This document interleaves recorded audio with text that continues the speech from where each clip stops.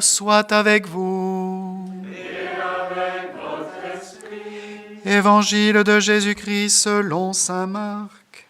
Gloire à toi, Seigneur. En ce temps-là, un lépreux vint auprès de Jésus. Il le supplia et tombant à ses genoux lui dit « Si tu le veux, tu peux me purifier. » Saisi de compassion, Jésus étendit la main, le toucha et lui dit « Je le veux, sois purifié. » À l'instant même, la lèpre le quitta et il fut purifié. Avec fermeté, Jésus le renvoya aussitôt en lui disant « Attention, ne dis rien à personne, mais va te montrer au prêtre et donne pour ta purification ce que Moïse a prescrit dans la loi. Cela sera pour les gens un témoignage. » Une fois parti, cet homme se mit à proclamer et à répandre la nouvelle, de sorte que Jésus ne pouvait plus entrer ouvertement dans une ville, mais restait à l'écart, dans des endroits déserts. De partout, cependant, on venait à lui. Acclamons la parole de Dieu.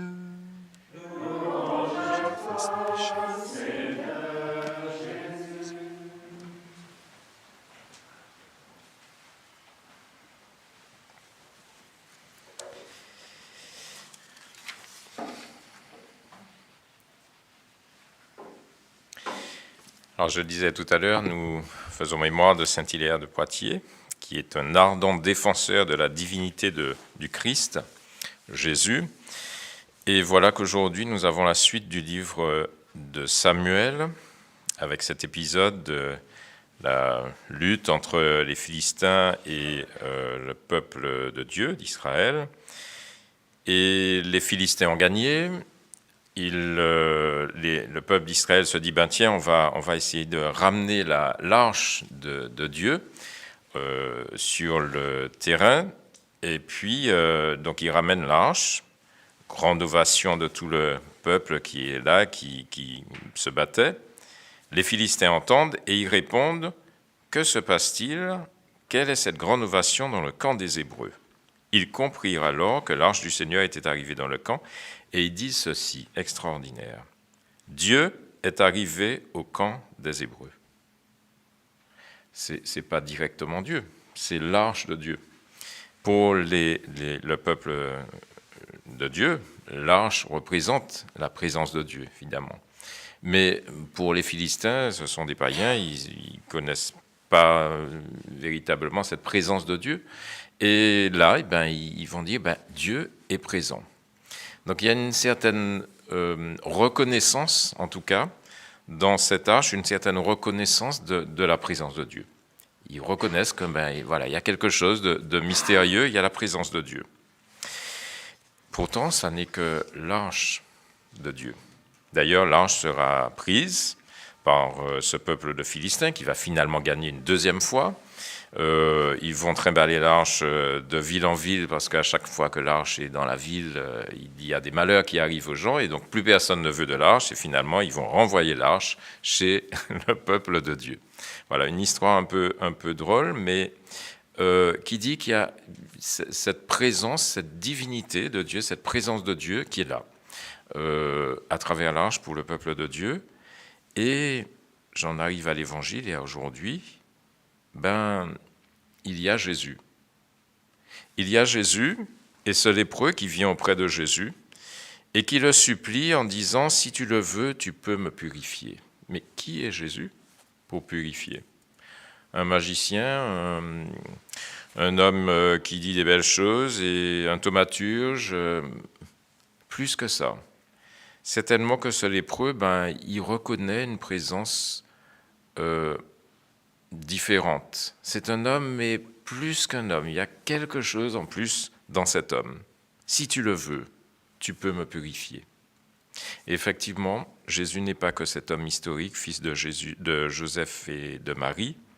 Il est vraiment Dieu, fils de Dieu, né de la Vierge Marie par l'opération du Saint-Esprit. Il est vraiment Dieu. Et comme Dieu, créateur, don de la vie, celui qui pardonne, qui sauve.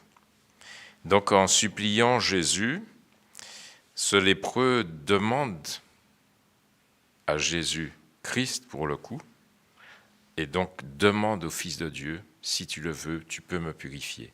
De ma lèpre, guéris-moi, mais en même temps, guéris-moi tout entier. Et c'est ce que Dieu fait, toujours. Alors quelquefois, il ne guérit pas extérieurement.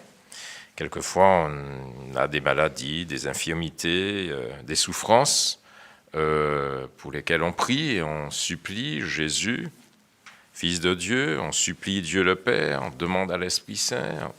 Voilà, on demande une guérison, mais Dieu ne donne peut-être pas de guérison extérieure, mais toujours une guérison intérieure. Toujours, Dieu nous purifie. Et toujours, Jésus nous purifie, parce que c'est sa vocation. Vrai homme et vrai Dieu, il est là pour sauver l'humanité, et donc pour nous purifier du péché originel, et donc pour nous arracher des griffes du malin. J'aime bien dire ça souvent, pour nous arracher des griffes du malin, pour nous sortir du pouvoir du mal. Et donc, si tu le veux, sois purifié. Cet homme sera purifié de sa lèpre et assurément du péché originel, et donc il sera sauvé. Voilà. Et seul Jésus peut le faire, parce qu'il est vrai homme et qu'il est vrai Dieu en même temps.